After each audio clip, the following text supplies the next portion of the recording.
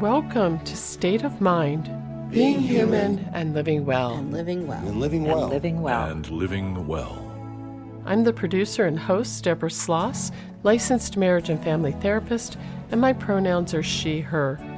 There's a significant cultural shift underway, emphasizing the link between mind and body. Every day, individuals are discussing the importance of regulating the nervous system. Dysregulation has become a common term used to express feelings of being off balance or to understand the actions of a loved one. What's truly remarkable is the newfound emphasis on the body. People are turning to physical explanations to understand and alleviate symptoms traditionally associated with mental issues. This cultural shift has powerful and positive implications for mental health treatment. Along with meditation, exercise, and other mindful practices, yoga is one of the many types of nervous system regulation. In the year 2020, a study concluded that 28% of Americans had tried yoga, and today about 36 million Americans practice yoga. Indications are that number is steadily rising. While in general the practice of yoga aims to cultivate the body and mind, and therefore has potential for therapeutic effects, in yoga therapy, specific and personalized yoga practices are employed to help alleviate or seek improvement for physical and mental health ailments. Many people first learn about yoga through its physical practices, but a common misconception is that's all it is about stretching or movement. In fact, yoga therapy can also help people who can't move at all, as we'll learn from one of our guests today, whose use of yoga therapy helped her recover from a serious accident that had wrecked both her physical body and her mental state. Let me just say that yoga is near to my heart. I first discovered and started doing yoga about 35 years ago after I had been in a car accident and was trying to heal both physically and emotionally from those injuries. I'd been going to physical therapy and while there getting some massage therapy. But my back and neck pain could flare at any time, and it rarely waited for the days I had my physical therapy scheduled. So what I came to love about yoga was that I could help myself feel better in the moment that I was having pain or discomfort. I could do it anywhere, and I always had it with me. This episode is a remix of an interview I conducted back in 2022. At that time, I had just learned about the existence of this specialized practice called yoga therapy. I'm excited to share this interview with you as I talk with our two guests about what yoga therapy is, how it works, and who would benefit from it. So here's the interview.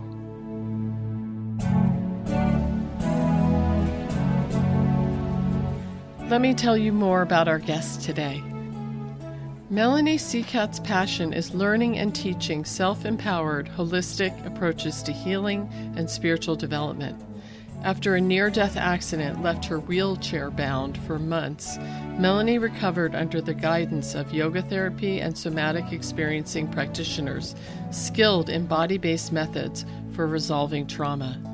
This transformational experience inspired her to transition from her former career in environmental sustainability to helping people learn tools for embodied, sustainable healing from the inside out.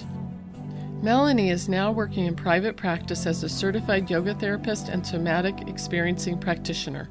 She loves igniting passion in her clients to learn experiential mind-body skills and making it fun and achievable.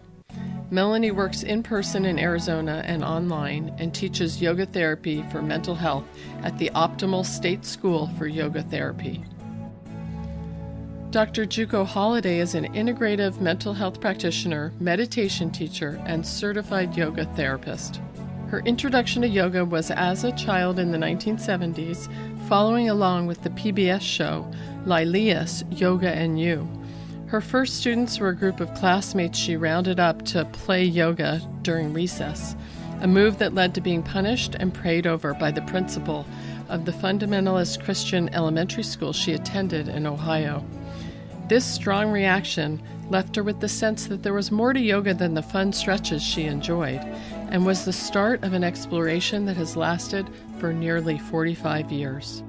In that time, Life has given her plenty to practice with. Learning to manage a life slowed by depression and PTSD, being one of a handful of Black students at an Ivy League university, pushing through obstacles to earn a doctorate in psychology, taking ordination vows in the Soto Zen Buddhist lineage, and losing her house and nearly all of her belongings to recent wildfires. She's the founder of Ease Mountain, a yoga center in the Santa Cruz Mountains, has taught meditation to groups at USC, Facebook, and Google, and offers in-depth training for yoga teachers, yoga therapists, and mental health professionals who want to bring yogic tools into their clinical practice. So excited to welcome both you, Melaney, and Dr. Juko to the show today. Good to be here. Thank you. Yeah, thank you so much for having us here. Very happy to be here. Well, I'm just so excited to be talking about this and also to get the opportunity to learn more about it myself. So I was thinking, why don't we go ahead and start today, Dr. Juko, with you? And I'm wondering if you could tell us what yoga therapy is and how it might differ from other studio yoga practices that people might be more familiar with. So that is a big question. And I would say that of all the different ways that one might define what yoga therapy is, the key is that it's specific. It's an individualized, very particular application of yogic tools for a specific therapeutic goal. And that aim could be psychological, spiritual, physical, and it differs from what I will call fitness-focused yoga asana. Asana is the postural practice that we're most familiar with.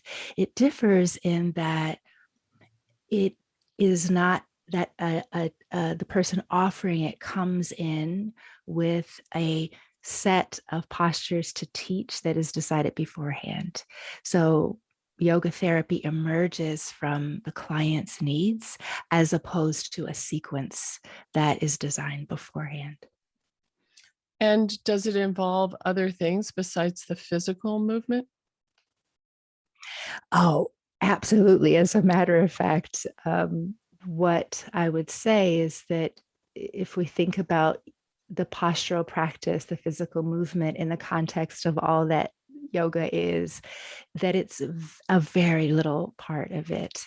And so people who might be curious about yoga therapy and say, oh, but I'm not flexible or I can't touch my toes. There isn't a lot of that in the way that I practice yoga therapy and in my experience. And so there is this piece where it is expanding the notion and what we experience as yoga to include other tools and other limbs of yoga. Just to get a picture of how this exists in the world, how widespread is it and how available, and who are the people who would provide yoga therapy?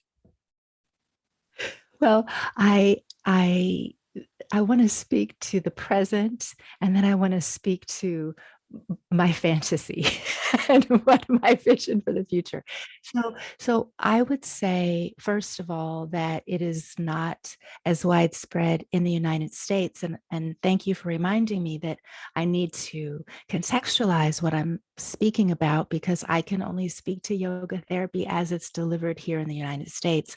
Obviously, in India, where yoga emerges from, it's an entirely different context. So it is much more widespread, much more available, and wouldn't need a podcast to explain right what it is or to explore it in depth. So it is not as available or as accessible as I would love it to be.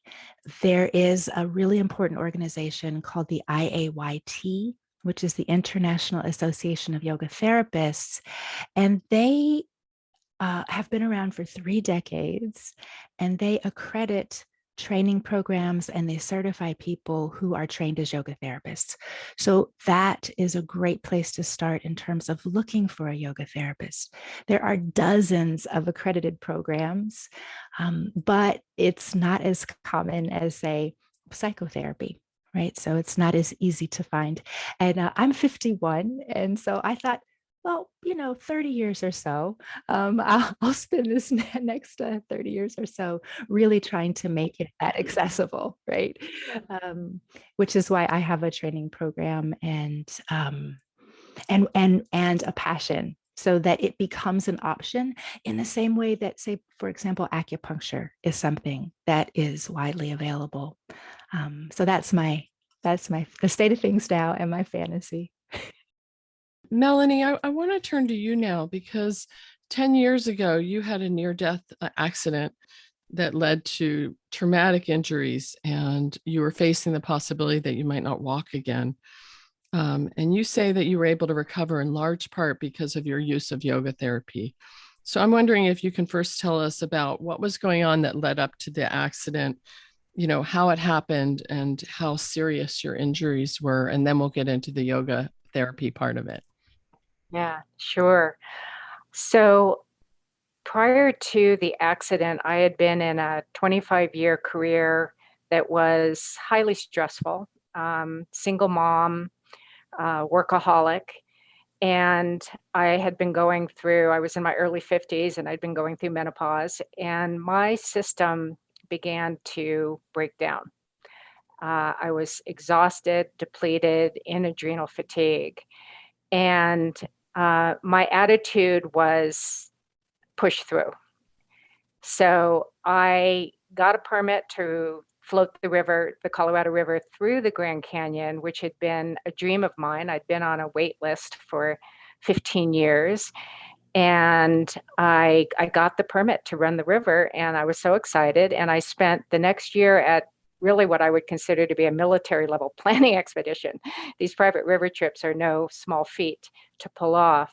And when I finally got onto the river, I was really exhausted.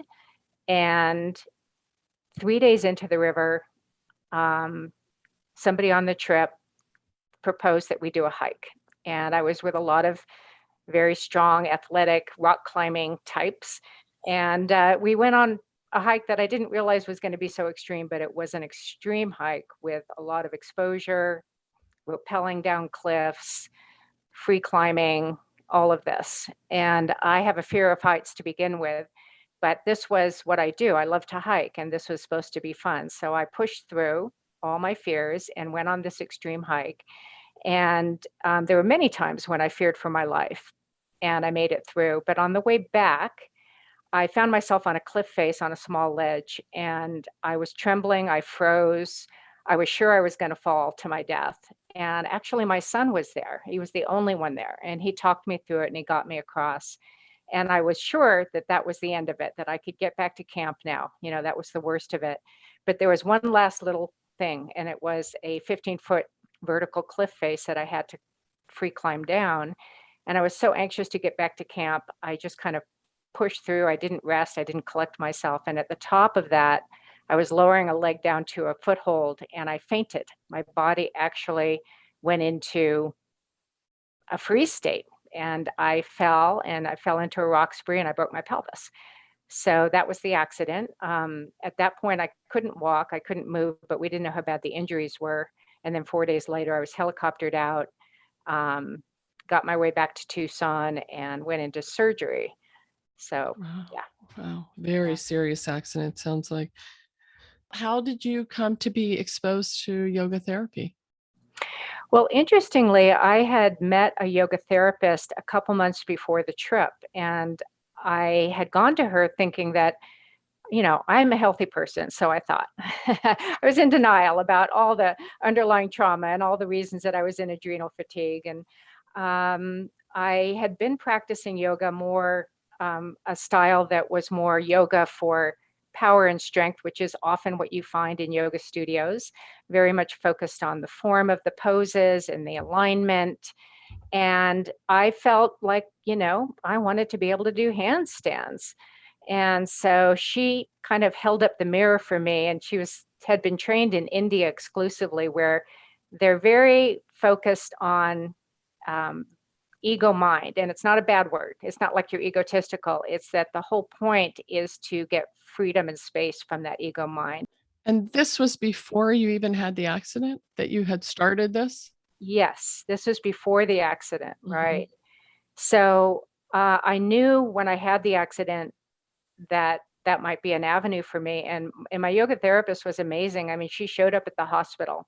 She drove me home from the hospital. She drove me to my first doctor appointment. She was Florence Nightingale. And she immediately gave me breath work to do right after surgery.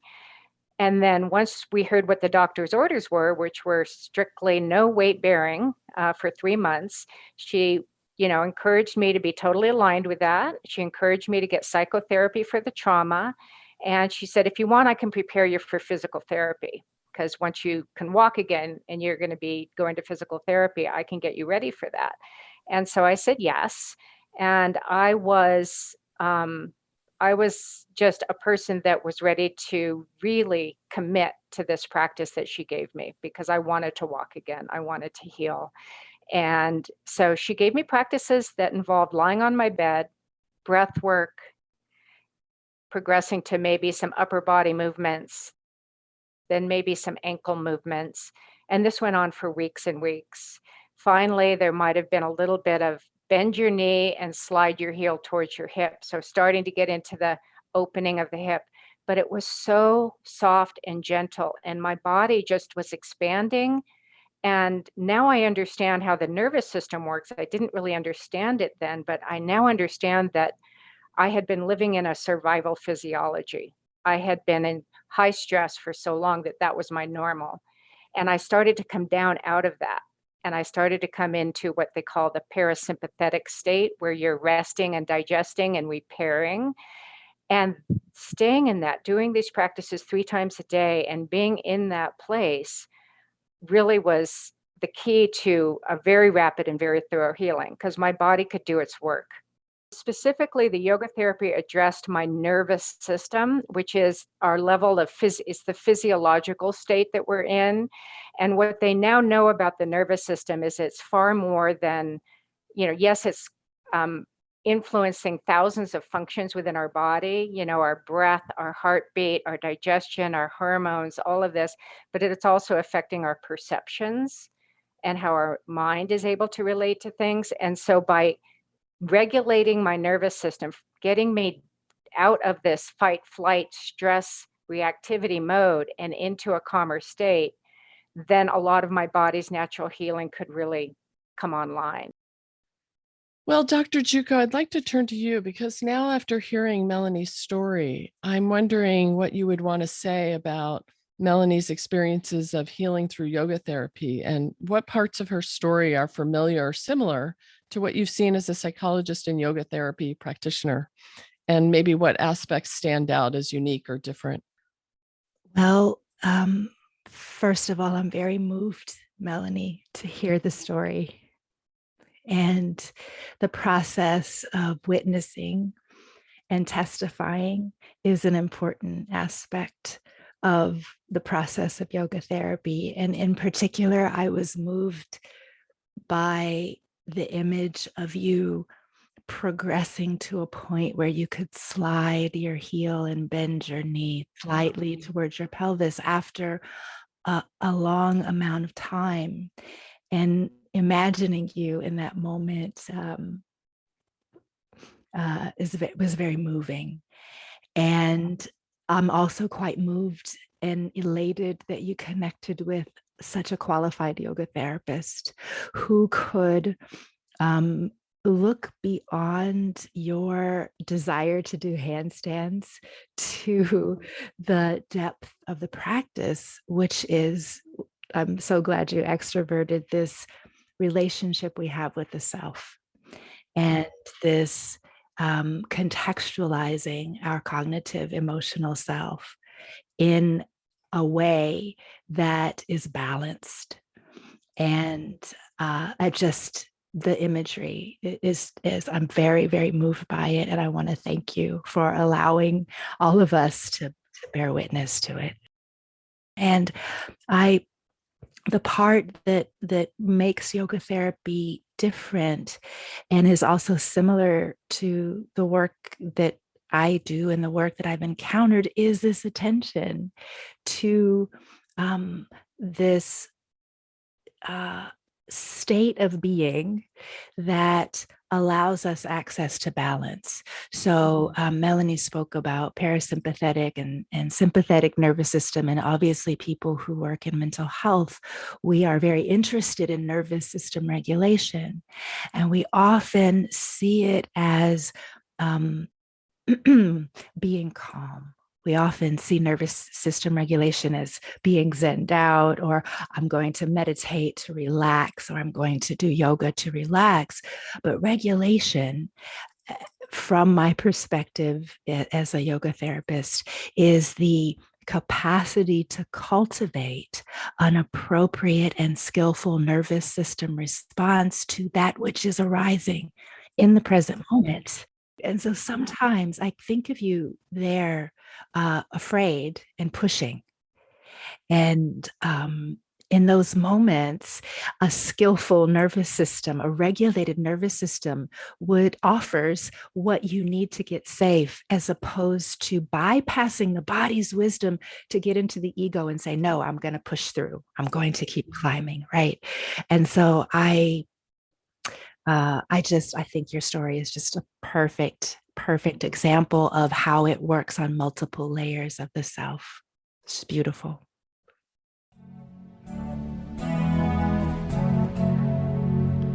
You're listening to State of Mind. I'm your host, Deborah Sloss, and we're discussing yoga therapy as a powerful healing technique for both physical and mental health ailments, and learning how it differs from other yoga studio practices.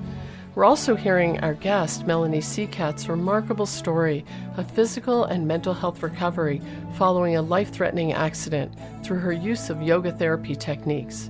Also with us is integrative mental health practitioner, meditation teacher, and certified yoga therapist, Dr. Juko Holiday.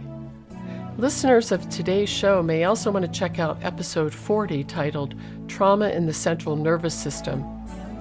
That and many other episodes can be found in our archives at www.stateofmindmedia.org. Now, let's get back to the interview.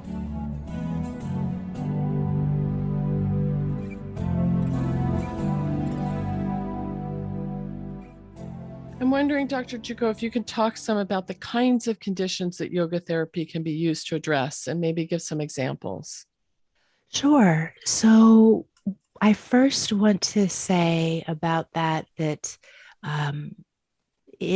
is a bit tricky to produce evidence-based, peer-reviewed, random, double-blind controlled trials of therapeutic yoga. As a matter of fact, it's nearly impossible.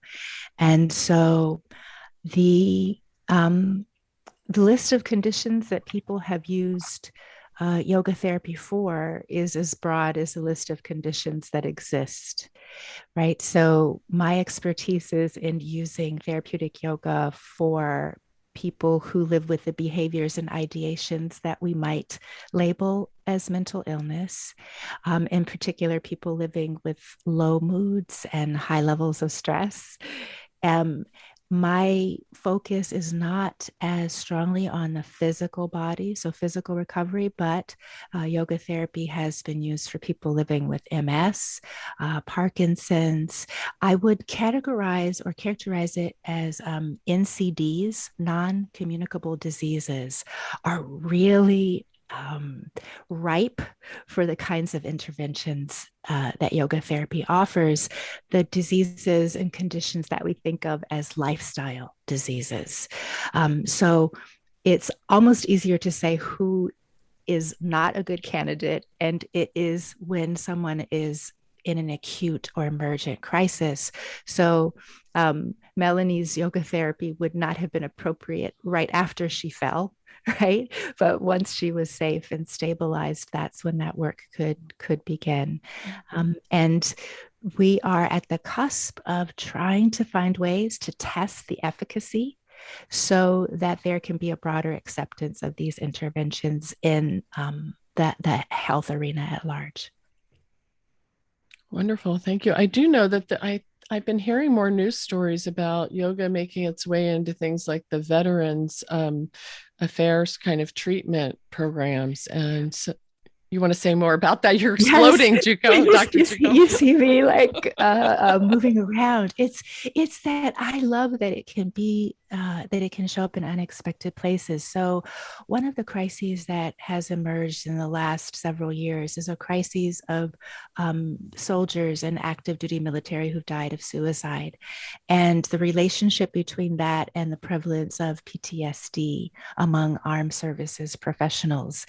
And one top colonel, or maybe general, it's been a while since I've read this, said that it was the most fierce enemy he'd ever faced. And because that, the scope and this, because of the scope and the scale of the problem, they started to look at ways that were didn't need to be approved in the same way like a medication might need to be approved. And there was this opening to start to bring yoga therapy into the VA and to start to work with soldiers. So, a lot of the evidence that we have about the efficacy of yoga therapy in PTSD comes from this tragedy. And some beautiful forward thinking folks who decided to look beyond the traditional scope to help the people that they were serving with. And so some of those techniques, it makes sense, like it can make sense on the face of it. So anything that will help someone regulate the nervous system, find a way to be comfortable turning attention inward, being able to navigate and manage the symptoms of PTSD, which all of the techniques that we use can support and help with. I think that is how it got to have an entry. In particular, Yoga Nidra, which is a type of deep relaxation, and actually a state of being, to go back to what Melaney was saying, where one finds that balance still center point. Well, I'm just thinking of what you said earlier, which is, just being able to regulate the nervous system enough to have an appropriate response to the conditions. And, PTSD is exactly the opposite of that. So it really makes sense what you're saying, how that would be a helpful, central sort of focus to work on and help people develop that capacity again. Yes, and the other pieces of it, the contact with other folks, there is a big piece of it. Again, imagining Melaney's yoga therapist driving her and being there and visiting her. There's a relational aspect to it. One of the pieces that is more present in yoga therapy, more explicit than in fitness focused yoga, is the relationship between teacher and student. Melaney, I want to come back to you because you sort of indicated that you're a very different person now. At the time of your accident, you were living with many symptoms of psychological distress and trauma. And I'm wondering what those mental health symptoms looked like for you, and how would you say that yoga therapy helped you address those specific symptoms? Yeah. I think I would say that before I started practicing yoga therapy regularly, it really became like brushing my teeth. It became something that I was doing every day. And it started to take root in a very deep way, establishing a place where I could go where I felt pretty stable, right? And I felt safe and I felt at peace. So it was driving me to be more deeply connected inside myself, but then also slow down enough to actually see, oh, what is the message of my body? Oh, what is the mood I'm in? Oh, look at that pattern of, speeding up and talking too fast, or getting irritated and impatient, or, all of those things. And so these unconscious patterns of behavior, it helped me to start seeing them and get a little space from them, right? So the mind, one of the foundational techniques that I have consistently used in my yoga therapy from the time I could move was this this triangle of the body, the breath, and the mind. And so it's not just moving, it's moving in coordination with the breath. So the breath is informing the movement, it's leading the movement. Well, that requires mental focus. And when the mind is focused in a chosen direction, what I experienced and what people say happens to them as well, other people, is that your whole system just starts to get quiet. So the mind quiets down, and all of those conditioned responses and those patterned responses, that muddy like mine, the silt just starts to drop down, right? And then suddenly your perception starts to be a little clearer, because there's also this inner light, really, this peace that's there that I experience. And so once I'm dropped in like that, then I can actually see more clearly what's happening in the world. So then I'm freed up to make choices that are more in alignment with my deeper aspirations, right? On all levels of my system. And so over time, it just became something where I started to see things in a light that was also self-compassionate, connected to myself. And then, that translates into my relationships. Speaking of that relationship with other people, when I spoke to you about coming on the show, you told me that you had felt that your use of yoga therapy had really transformed your relationship with your son. And I'm wondering if you could tell us something about what that change was, and maybe give an example of how it actually showed up. Sure. Well, as I said at the beginning, I raised my son as a single mom, and I was a super mom, join the club, right? I think so many of us try everything we can in our power to do our best for our kids. But I was also driven and motivated by underlying trauma, with his father having, died, and also having had, I'll just be honest, there was some emotional abuse, there was substance abuse, there was things like that going on. And so I was just driven to protect him, and I was trying to control his experiences way beyond the time when that was appropriate, right? And so I was also trying to regain some stability and safety in my life. I was the provider, so working really hard and being the super mom, and also trying to wake up and do, just trying to do everything in a perfectionistic way. And that's not real love. I mean, at some point, there became that tension that parents and children can have. And, my son knew I loved him, but it was also at a certain point that I needed to let go, and I needed to accept and allow, and really be with him. And letting go of my role as the mom that was, trying to shape his life. Yoga therapy gave me that capacity to be very content within myself, and very unconditionally accepting of all of his choices as a young adult going into an adult. And what he reflected back to me was incredulity. He was incredibly impressed with how different I was. And he would say that to me regularly. It's like, Mom, who are you? And I love this. And it goes on to this day. Our relationship is better than it's ever been. And I credit that to yoga therapy, to finding that peace within and really learning how to love him. Lovely. Thank you.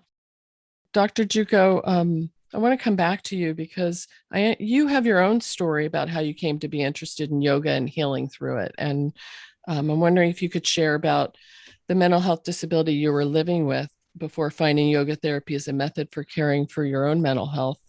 And how did that lead you to become a yoga therapy practitioner and trainer? Yes, well, I was born in 1970, and in the wake of civil rights movement and legislation that really changed my life as a little Black girl in Dayton, Ohio, drastically when compared to that of my parents and grandparents. And at the same time, that hope did not prevent the racial trauma that we now are able to witness that has been ongoing. And so there was that piece of living with that. And then within my household, I grew up with a mother who lived with schizoaffective disorder and a father who was a Vietnam era veteran. And he lived with undiagnosed PTSD. And so from a very young age, I was caring for my parents. I'm adopted. I was put in foster care at birth. I mean, there's been a lot to practice with. So I can summarize it to say that I have a very high ACEs score, adverse childhood experiences score, and not any access to mental health support, in part because of the stigma that it has in my community and the availability, and also the way that it was delivered was not very resonant culturally. So my own journey took me through being diagnosed with depression. 30 years ago, I was hospitalized when I was a student at Brown University, and for major depressive disorder, which in actuality was a diagnosis later of PTSD. And I happened to have the great good fortune to be in Los Angeles in the mid 90s when yoga, before it was a scene, and there was this introduction of it in that environment. And I was in psychotherapy and I was going to yoga. And there was something that I was experiencing within the class that seemed to connect with the insights that were arising in the process of psychotherapy. And I wasn't consciously connecting them at first, but there was something about even the structure of a class. I don't want to malign the way that we practice, the gateway so many of us have entered yoga, because it is centering and then challenging the nervous system through postures that might be challenging, and then bringing one back down again to a state of relaxation in shavasana at the end. And there was something about that cycle of looping through that connected the insights that I was having in psychotherapy. So the insights weren't enough alone for me to find that sense of stability. And so over time, I started to put together that how I was feeling at the end of a yoga class was kind of how my psychotherapist was hoping that I could feel, right. Like walking around in life. Like the embodiment of your psychotherapy. Yes. Yes. Oh, that is it. That is it. It is the embodiment of the insight. It's the aha. It's the container in which the mental sort of activity that happens in psychotherapy, the cognitive reflection, then gets to penetrate all these different layers of the self. And it then became my deep desire to try and make the experience accessible to others, because I believe deeply in the value of psychotherapy, deeply, deeply, which is why I trained as a psychotherapist and have that part of my practice. And at the same time, when we look at the prevalence, say, of cognitive behavioral therapy, it's like, wow, we're taking an apparatus that is compromised and then using that to try to unwind the knot, right, of these conditions. So to expand it into all the other layers of the self was the turning point.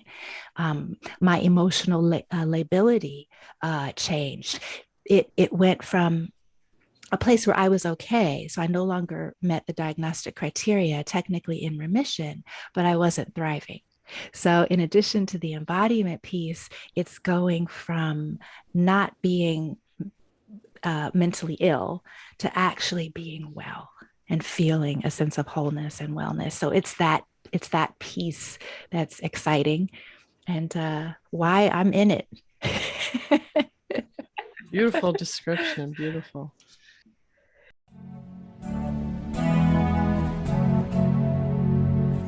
You're listening to State of Mind, and I'm your host, Deborah Sloss. Today we're learning about yoga therapy, what it is, how it differs from studio yoga, how it works, and who could benefit from it. We're also hearing about our guest, Melaney Seacat's physical and mental health recovery through her use of yoga therapy techniques following a life-threatening accident. Also with us is Dr. Juko Holiday, an integrative mental health practitioner, meditation teacher, and certified yoga therapist. Every State of Mind episode has a resource list, and all the resources we talk about today and more can be found in the show notes for this episode. You can also listen or subscribe to our podcasts on all the major podcasting sites and on your home smart speaker. Show notes, resources, our podcasts, and where to subscribe to them can all be found at www.stateofmindmedia.org. Now let's get back to our interview.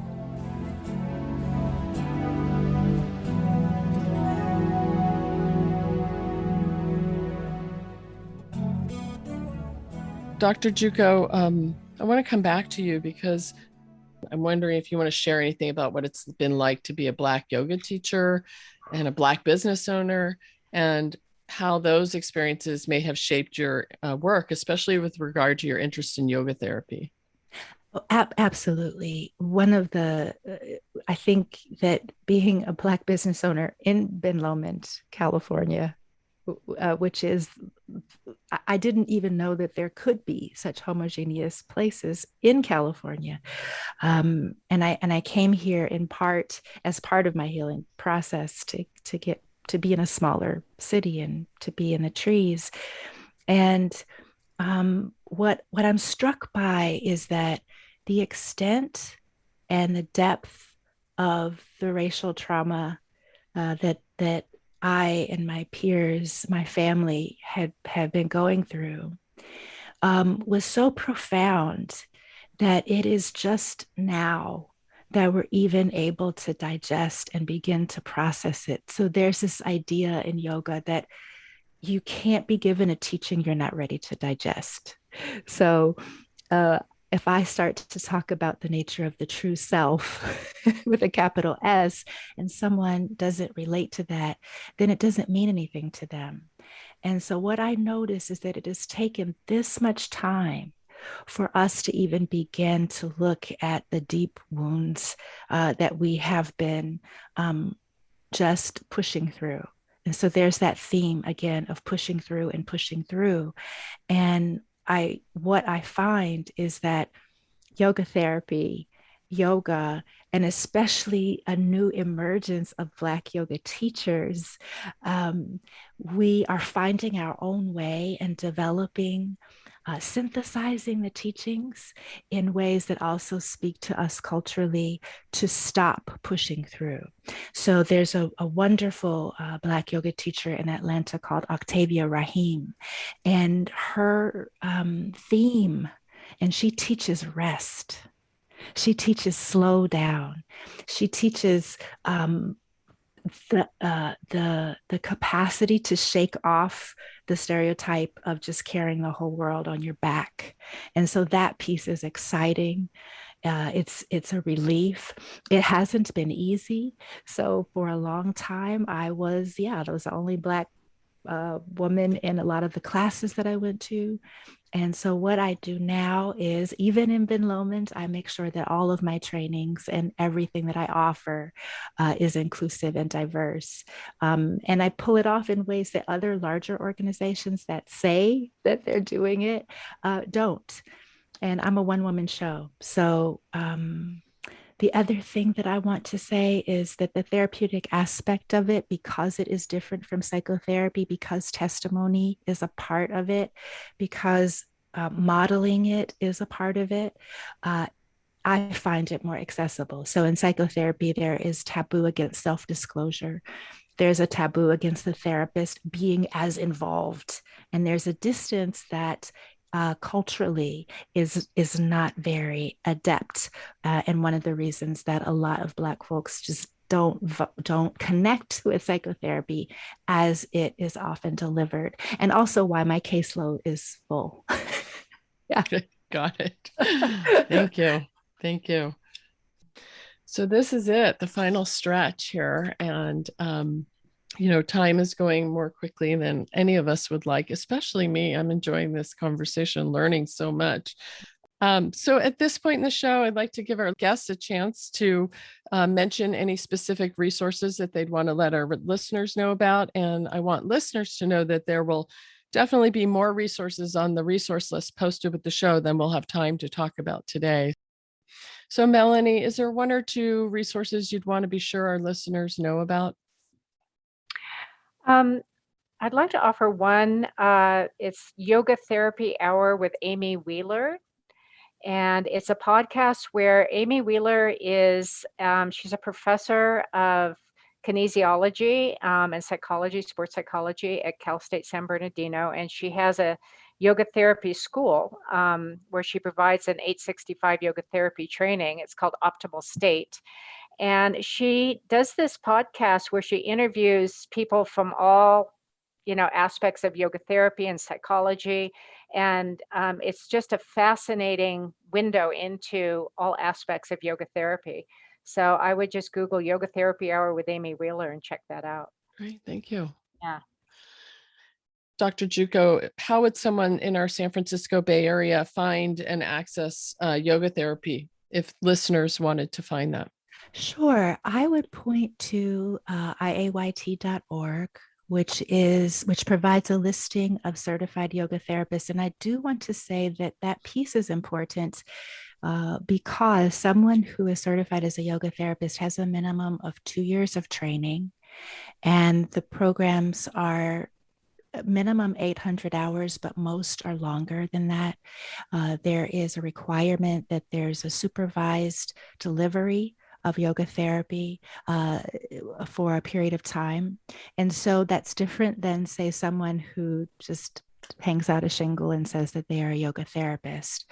So that piece, I think, is important to inquire about that. Yogatherapy.health is another website that is less for yoga therapists and more for the public, but there's also a listing there to find a map of people who are certified as yoga therapists. And that would be good for listeners outside of the San Francisco Bay Area, wherever listeners might be. Yes. Yes, absolutely. And then and at the same time, there are people who might choose to not go through that method and are effective practitioners. So I think that the main piece is asking questions about training and experience and not being shy about that in the same way that one would if they were engaging any other health professional. I'm wondering if either of you have any closing thoughts, points that you want to be sure to leave listeners with, or maybe things that you haven't had a chance to share yet. And I thought we'd start with you, Melaney. Thank you. Well, I think one thing that I wanted to underscore at the end here is that yoga therapy is multidimensional. And, oftentimes we're working with different levels of the system. So it's the physical, the physiological, the mental, emotional, and even the spiritual. People are going to be able to access different parts of their system in different ways. So one person might really need practices that help them on a mental or emotional level. Another person might not be able to move. And so some focused breathing is going to really help them come into some kind of a shift in state. And another person is coming because they have something physical and they relate to yoga as something physical. And so you're going to meet the student where they are. You're going to meet the person where they are. So just understanding that when one system, everything's interconnected. And when one aspect of our system comes into a state of coherence, a state of stability and ease, it's going to influence all these other systems. So even though it's multidimensional, we don't have one practice for the body, another for the breath, and another for the mind. It's really just a comprehensive practice. And as the body starts to get more stable, the breath can become more smooth and the mind can become more quiet. And it's so beautiful how it works like that. And I guess what you're saying is the entry point can be at any place, right? And Exactly. may be more accessible for someone, but they're Exactly. all going to be affected. Yes. Yeah. That's what I'm saying. Yes. Mhm. And Dr. Juko, do you have any closing thoughts or comments? There have been so many times that I have sought support from people, healers, clinicians who, walking through the door, saw me as broken. And inherent to a grounded therapeutic yoga approach, when a client comes into consultation, when they walk through the door, the assumption is that they are already whole. There isn't anything that's broken or needs to be fixed. There is a process of using all of these different tools: values clarification, guided self-inquiry, movement, breath, the ability to turn the senses inward, the ability to sit with sensory input and to navigate it and manage it, to manage what's happening within and without effortlessly and with ease. So that is this state of being, of yoga, integration that is possible. But it doesn't start with you're broken and you need to be fixed. It is that you are whole, and this world inundates us with challenges and perspectives and projections that block our capacity to see our wholeness and our courage to lead with it.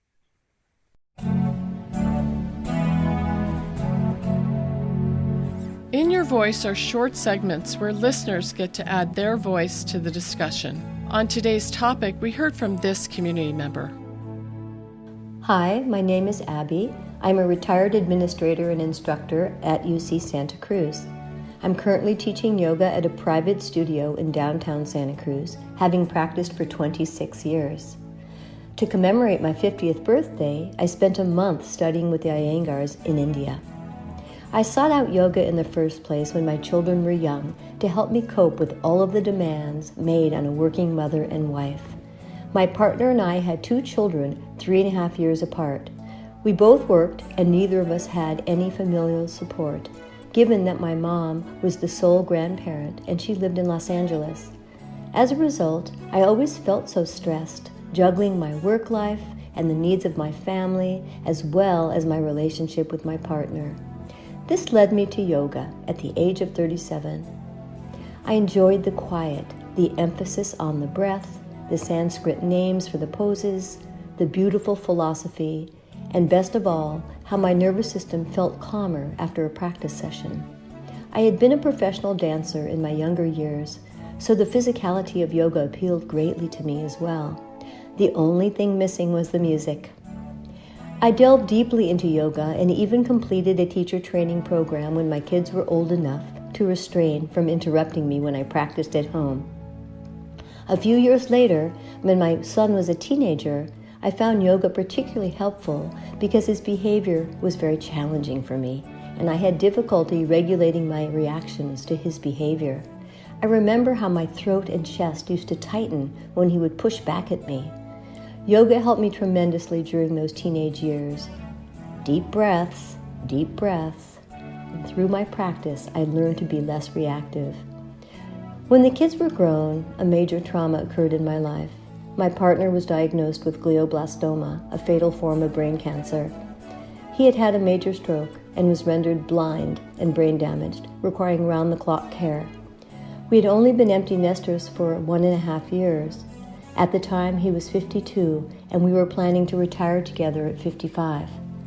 In terms of my yoga practice, I vividly recall a fellow yoga teacher instructing me to lie down in Shavasana, or corpse pose, the final resting pose in a practice session, with my eyes wide open instead of closing them. This advice was so contrary to what we were taught, yet if I closed my eyes, I couldn't settle down. I was having insomnia and intense anxiety because of my situation. I also had shooting pain traveling down my arms from my heart center. I was a total wreck. When my eyes were closed, I would ruminate and couldn't stop thinking about my dire situation. Keeping my eyes open was much better. And during the period of time that my partner was ill, yoga gradually became my anchor as it had centered me during my son's teenage years. I resisted going on medication for my anxiety and sleeplessness. I managed to get through this nearly 4-year tsunami, which eventually took the life of my most cherished soulmate, with the help of a regular yoga practice, by keeping my eyes open in Shavasana, and with the kindness of my community of friends.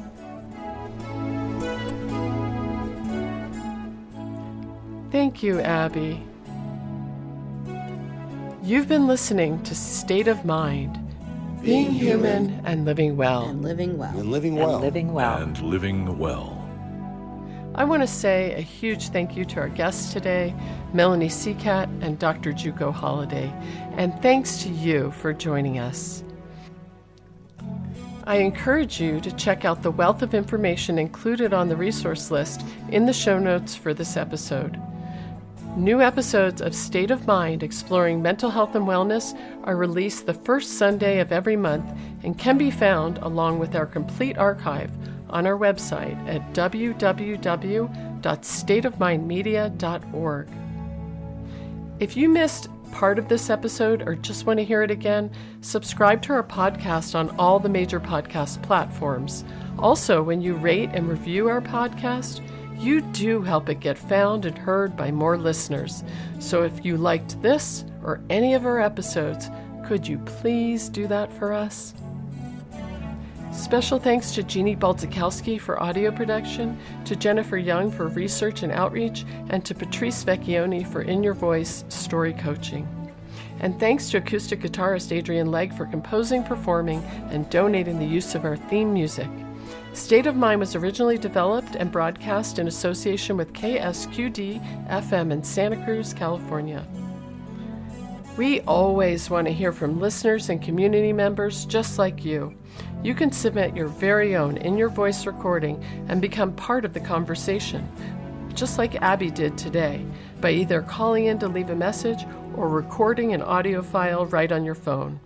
Either way, tell us about a mental health experience you've had, something that's contributed to your mental health recovery, or share a resource that's been helpful for you. We really do want to hear from you, and your voice may just be on one of our future shows.